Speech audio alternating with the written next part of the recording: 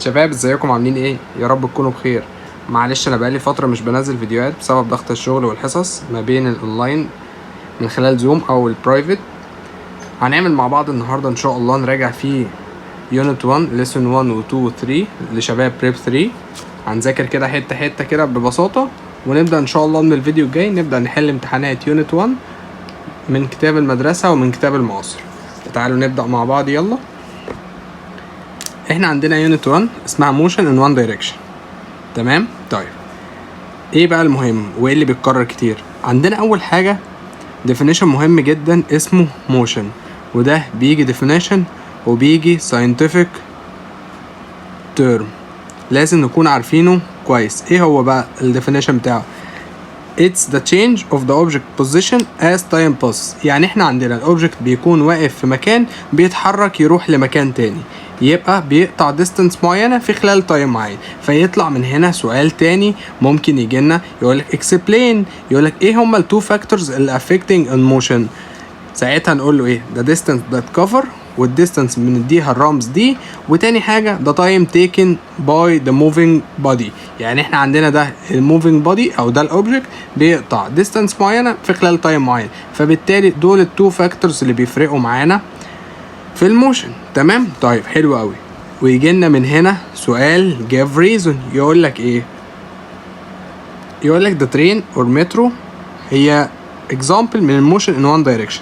ليه؟ عشان احنا عندنا الموشن ان وان دايركشن بيكون الاكزامبل بتاعه يا اما موشن رايحه يا اما موشن راجعه، يا اما موشن رايحه يا اما موشن راجعه. ملناش دعوه بالموشن اللي بتبقى طايره، ملناش دعوه بالموشن اللي هي زي الاسانسير زي الطياره، ده ملناش دعوه بيه. يبقى موشن ان وان دايركشن عندنا الاكزامبل بتاعنا يا اما ترين يا اما مترو. ليه؟ because they move forward or backward not upward or downward زي البلين او زي الاسانسير. تمام. يبقى احنا طلعنا من البيج دي، ودي بيج بتبقى موجوده للشباب اللي بتاخد معايا البرايفت سيشن او الاونلاين سيشن، بيكونوا متابعيني في القصه دي. يبقى عندنا ديفينيشن مهم جدا وهو الموشن، وده بيجي كتير باستمرار يا شباب. تمام. طيب نخش على تاني جزئيه. عندنا ديفينيشن تاني بيعبر لنا عن الموشن، بيعبر لنا عن الموشن. ده مش بيجي كتير في الامتحانات بس لازم نكون عارفين. عشان نعبر عن كلمة موشن او عشان نعبر عن حركة اوبجكت او بودي او عربية او طيارة او اي حاجة ماشية، بنعبر عنها مش بالموشن، بنعبر عنها باكسبريشن تاني وهو ده سبيد. الاكسبريشن تاني وهو ده سبيد. طيب ايه بقى السبيد دي؟ عندنا فيه definition كده بس ده in general. يعني ايه هو؟ it's a physical quantity which used to describe and measure the motion of the object. هو physical quantity هي كمية فيزيائية بنعبر بيها وبنقيس بيها وبنوصف بيها the motion of the object. هو ده الديفينيشن اللي بيجي لنا في الامتحان، مش شرط. ايه اللي بيبقى في الغالب بيجي؟ هو الديفينيشن التاني ده definition very important، مفيش امتحان بيخلى منه. وهو ايه؟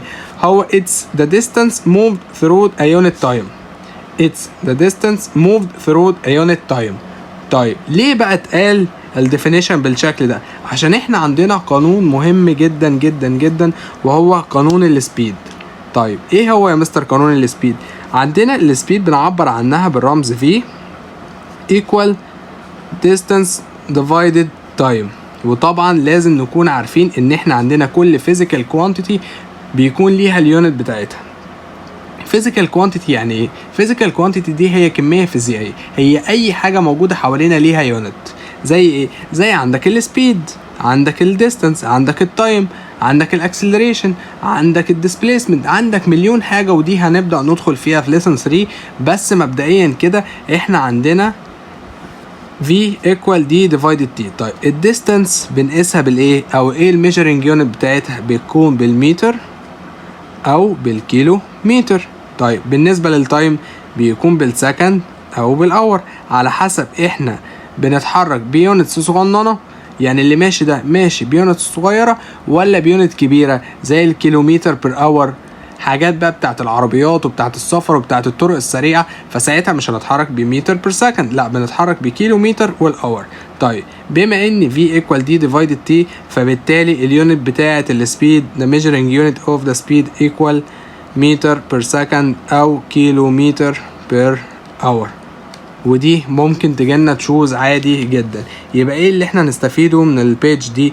اول حاجه نبقى عارفين definition of speed، وتاني حاجه نبقى عارفين القانون بتاع السبيد ان ال v equal d divided t، وبالتالي نقدر من خلالها ناخد التراينجل بتاعنا وهو relation ما بين ال v وال d وال t.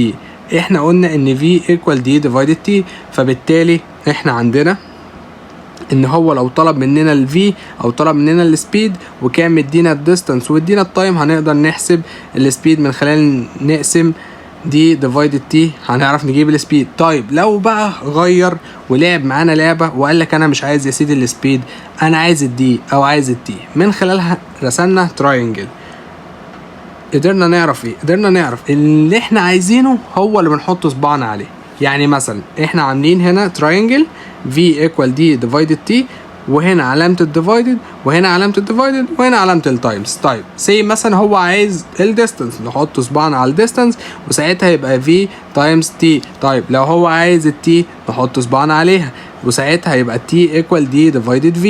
طيب لو هو عايز ال v زي ما احنا اخدنا اصلا القانون من الاول يبقى d divided t. تمام، وده تاني جزئية لازم نخلي بالنا منها. طيب ايه كمان يا مستر؟ عندنا في معلومة مهمة جدا جدا جدا كنت شرحتها في فيديو قبل كده، هتلاقوه موجود في البلاي ليست بتاعت بريب 3، وهي ايه العلاقة ما بين ال V وال D وال T.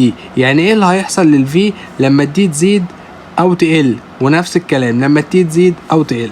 عرفنا ريليشن مهمة جدا، وهي ال V هي inversely proportional مع السبيد، بمعنى التايم كل ما يقل ال V هتزيد. وطبعا دي برضو كنت شارحها بالتفصيل، تقدروا ترجعوا للفيديوز في اي وقت. طيب تاني علاقة وهي ان ال V directly proportional مع ال D، يعني كل ما ال D تزيد ال V هتزيد معاها directly.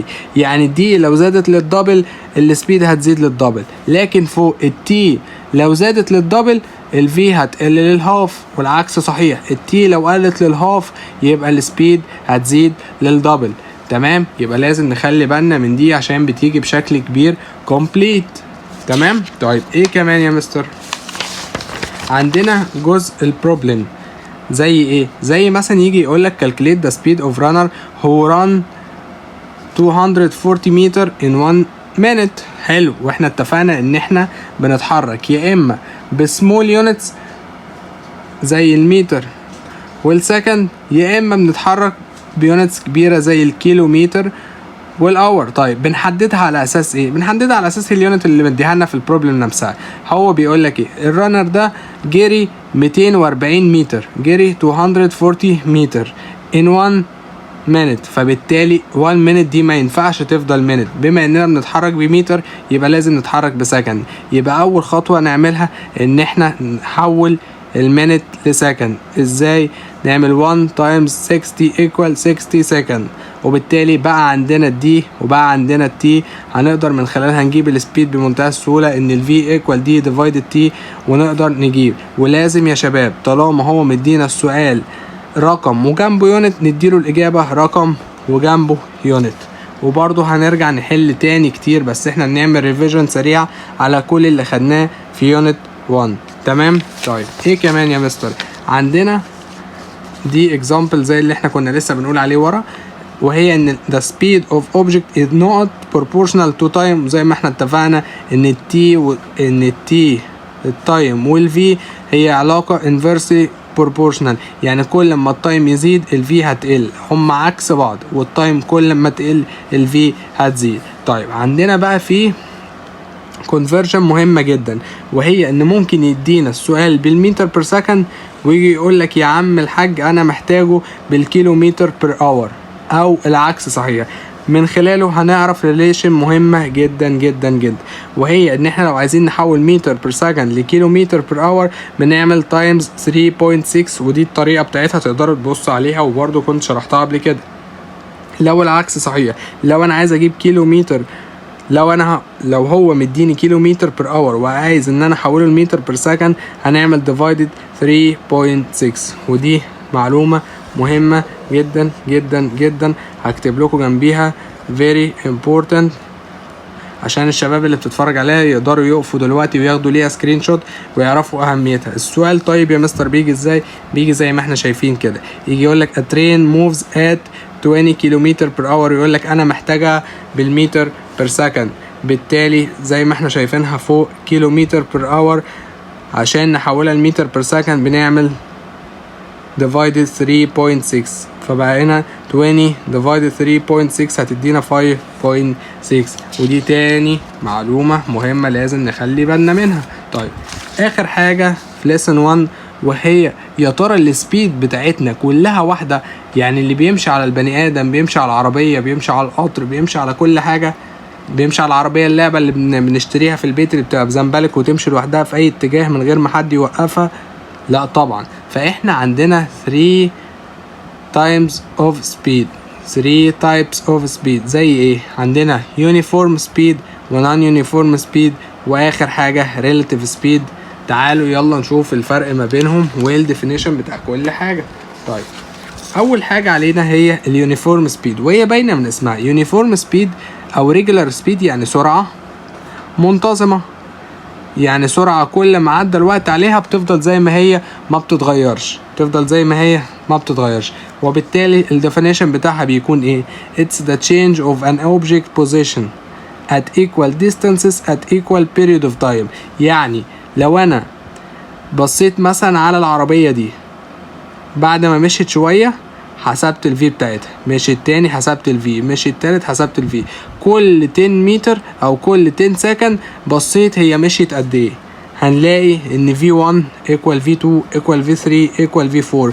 وبالتالي ده افضل اكزامبل ليها هي العربية اللعبة اللي ببطارية، مش بريموت كنترول وانا بقدر اتحكم فيها، لا العربية اللعبة اللي ببطارية بمجرد ما اشغل الزنبلك بتمشي لوحدها في اي اتجاه، سرعتها ثابتة ما بتتغيرش، مهما راحت او جت بتفضل ثابته ما بتتغيرش.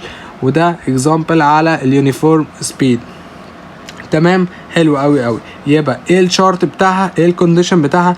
ان V1 equal V2 equal V3 equal V4 في اي وقت، وبالتالي طالما دول بيساووا بعض في اي وقت فهي يونيفورم سبيد. ولازم نخلي بالنا من الديفينيشن عشان الفرق ما بينه وما بين النون يونيفورم سبيد او الirregular هي كلمه واحده بس. طب يلا بينا نشوفها.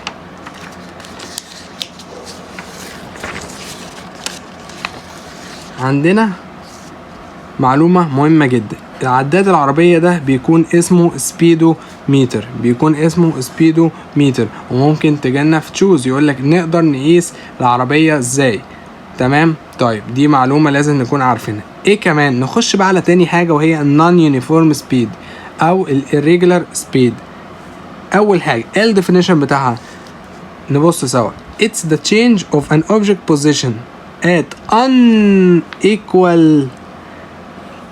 distances at equal period of time. وبالتالي الفرق ما بين اليونيفورم سبيد والنون يونيفورم سبيد هي كلمة واحدة، هي unequal distances. طب يعني ايه يا مستر اللي بيحصل؟ هنيجي ناخد السبيد بتاعة العربية اللي ماشية في الشارع، العربية دي كانت ماشية في شارع زحمة، هنلاقيها ان هي ماشية بسرعة قليلة 20 كيلومتر بر اور. طلعت على شارع عمومي شوية بقت ماشية ب 50 كيلومتر بر اور. طلعت على الصحراوي بقت ماشية ب 120 كيلومتر بر اور. وبالتالي ال V1 not equal V2 not equal V3. وبالتالي هي بتتحرك بسرعة ايه؟ غير منتظمة. صح جدا. خلاص، يبقى ده الديفينيشن بتاعها وده مفهوم النون يونيفورم سبيد. وبالتالي النون يونيفورم سبيد ده عندنا فيه اكزامبل كتيره، العجله، العربيه، الباص، الميكروباص، كل حاجه ماشيه في الشارع هي بتدوس فرامل وبنزين بتغير سرعتها من شارع للتاني، وهي عشان كده بيبقى اكزامبل للنون يونيفورم سبيد. طيب لو احنا حبينا نجيب السبيد بقى للنون يونيفورم سبيد، انا هعمل ايه؟ انا هفضل كل شويه ابص في الساعه واشوف الديستانس قد ايه واجيب السبيد؟ لا انا كده مش هخلص. عشان كده خدنا ديفينيشن مهم قوي قوي قوي قوي قوي قوي كديفينيشن وكبروبلم وككل حاجه. ايه هو؟ هندخل في حاجة اسمها الافرج سبيد، وده حل لجأوا ليه العلماء عشان مش كل شوية يقعدوا يحسبوا السبيد بتاعت العربية. وهو ايه؟ هي في وعليها داش، في وعليها شرطة من فوق، بتبقى ايكوال ايه؟ ودي بتفرق ما بين السبيد العادية والافرج سبيد. هتختلف القانون بتاعها عن السبيد العادية؟ لا مش هتختلف، هي برضو في داش ايكوال دي ديفايدد تي، بس الدي المرة دي مش ديستانس واحدة، لا هي توتال ديستانس كفر، هي كل المسافة اللي العربية مشيتها من ساعة ما طلعت لغاية ما وصلت، في خلال الوقت من ساعة ما طلع لغاية ما وصل، وبالتالي total distance cover divided total time. يعني احنا عندنا هنا العربية كانت طالعة مشيت كيلو وبعد كده 2 كيلو بعد كده 3 4 5، كل واحد فيهم ده في ثانية، ده في ثانية، ده في ثانية، ده في ثانيتين، ده في ثانية، وبالتالي عشان نجيب ال V داش هنا او ال average speed هنا هيبقى equal 1 plus 2 plus 3 plus 4 divided 1 plus 1 divided اللي هو ال total time. وطبعا لازم نشوف المسائل بتاعتها، ولما نحلها مع بعض في الامتحانات هنفهمها بشكل اكبر. تمام؟ اوكي.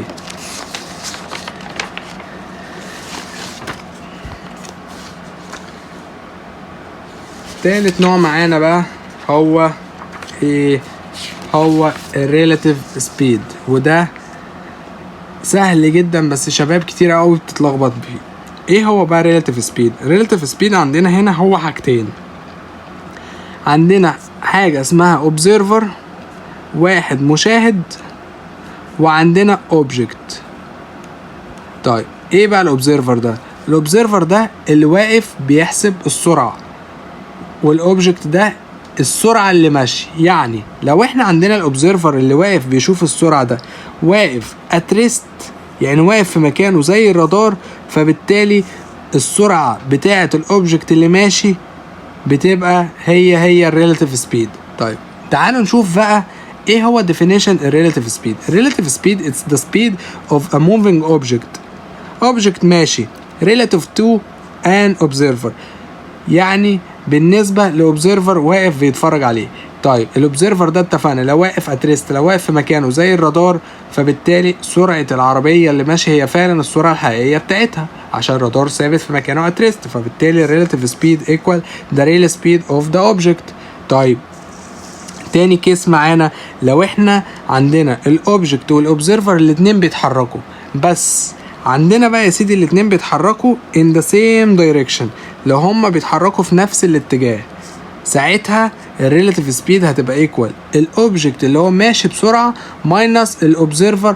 يعني لو انا سايق عربية وجنبي عربية ماشية بشكل اسرع، ساعتها الريلاتيف سبيد هتبقى ايكوال ده اوبجكت سبيد اللي هي العربيه اللي ماشيه بشكل اسرع ماينس سرعتي انا في العربيه اللي انا فيها، بس ده ان كيس ان احنا الاثنين ان ذا سيم دايركشن. طيب لو احنا الاثنين ان ذا اوبوزيت دايركشن جايين في وش بعض، هنلاقي ان الريلاتيف سبيد هتبقى ايكوال الاوبجكت سبيد بلس الاوبزرفر سبيد. يعني لو انا راكب عربيه وفي عربيه تانية جايه في وشي، الريلاتيف سبيد ساعتها هيبقى ايكوال السرعه بتاعتي انا بلس سرعه العربيه اللي جايه في وشي. تمام؟ وده كان تالت نوع في الريلاتيف سبيد، وممكن يجي لنا بشكل مسائل، ممكن يجي لنا ساينتفك تيرم، ممكن يجي لنا بكذا شكل. طيب يا سيدي هنخش على ليسن 2. ليسن 2 قال لك ايه العلماء؟ بدل ما نقعد كل ثانيه نجيب الديستانس والتايم ونحسب السبيد نعرف منها هي يونيفورم ولا نون يونيفورم وافضل ماشي بالتايم، لا يا عم انا كده مش هخلص. انا هعمل ايه؟ انا هاخد 4 قرايات بس. لو عربيه ماشيه مثلا طريق طويل، انا هفضل ماشي كل شويه واروح عمال احسب لها الديستانس والتايم عشان اعرف من خلالها احسب السبيد؟ لا يا عم انا كده مش هخلص. لا يا سيدي، قال لك العلماء ايه؟ احنا هنجيب 4 بوينت نجيبها مثلا الديستانس وهي عند 40 متر، بعد كده 60 متر، بعد كده 80 متر، بعد كده 100 متر، ونشوف في خلال الديستانس دي عدى تايم قد ايه. لقينا ان بعد 40 متر عدى 5 ثواني، بعد كده 7.5، بعد كده 10، بعد كده 12.5، كل ده ثواني. طيب بقى عندنا ديستانس وعندنا تايم، نقدر من خلالهم نجيب ايه؟ نجيب السبيد. لقينا ان السبيد في كل فيز فيهم طلع 8 متر بير سكند. طيب ما جالنا كده حاجه مهمه جدا، بما ان السرعه اللي هي V1 equal V2 equal V3 equal V4، فبالتالي الاوبجكت ده بيتحرك بيونيفورم سبيد، بيتحرك بسرعه منتظمه ما بتتغيرش. مش ده كان الشرط بتاع اليونيفورم سبيد equal V2 equal V3 equal V4. صح جدا يا مستر. طيب قال لك ايه بقى؟ احنا هنعمل ريليشن ما بين الديستانس والتايم، ومره تانية هنعمل ريليشن ما بين السبيد والتايم، ونشوف شكلها يا ترى هيبقى ايه. ومن خلال الكيرف ده هنعرف نجيب اي وقت الديستانس والتايم والسبيد. طيب ازاي يا مستر؟ عملنا ريليشن ما بين الديستانس والتايم، ولازم نبقى عارفين بوينت مهمه جدا، ان التايم دايما بيبقى موجود على الاكس اكسس، على الاكسس اللي تحت ده بيكون تايم. يبقى اول ريليشن معانا ما بين الديستانس والتايم، ما بين الديستانس والتايم، وهنحط النقط اللي مرسومه قدامنا دي. يعني احنا عندنا هنا الديستانس 20 40 60 80 100، وهنا 2 4 6 8 هنمشيها اتنينات، وهنا عشرينات. تمام، حلو قوي. لقينا ان احنا الديستانس 40 عند 5 سكند، جينا عند ال 5 سكند ده ايه، و40 اهي، 40 اهي، و5 سكند اهو. بعد كده تاني فيز معانا كان 7.5 سكند و60 متر، 7.5 اهي و60 متر، ده تاني واحدة. بعد كده نلاقي تالت واحدة اهي، بعد كده رابع واحدة اهي. ونيجي نوصل ما بين النقط وبعض، هنلاقي ان هيطلع ايه لو عملنا جراف لليونيفورم سبيد ما بين الديستانس والتايم. لقينا ان هيطلع straight line passing through the origin، straight line passing through the origin. طيب يبقى دي بوينت مهمة جدا. لو عملنا جراف ما بين الديستانس والتايم لليونيفورم سبيد او لاوبجكت بيتحرك بيونيفورم سبيد، هيكون الشكل بتاعه كده. طيب حلو قوي.